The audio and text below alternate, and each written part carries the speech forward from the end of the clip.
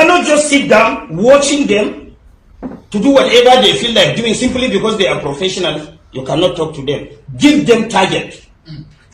During Jonathan, we brought mercenaries. They were about to finish Boko Haram.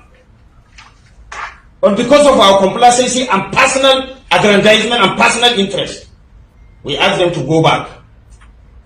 And we are still battling with the issue. I was in Borno State as a member of a state House of Assembly when the mercenaries were in Borno.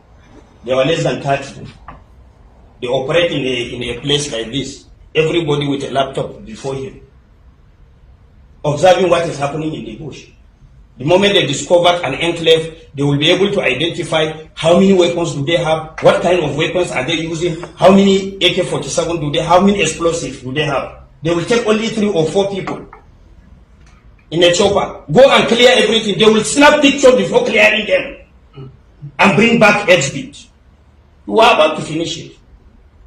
And because of interest, personal interest, that if we allow mercenaries to finish this thing, we are not going to get anything.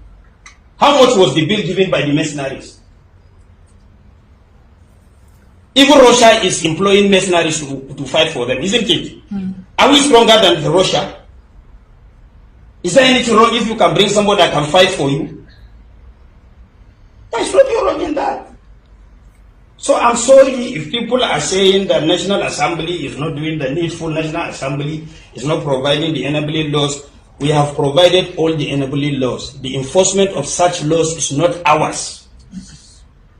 If government is not ready to implement, there is no way we can compel government. The only thing we can advise government. If government refuses to do it, there is no way you can force them, because they have the machineries for implementation.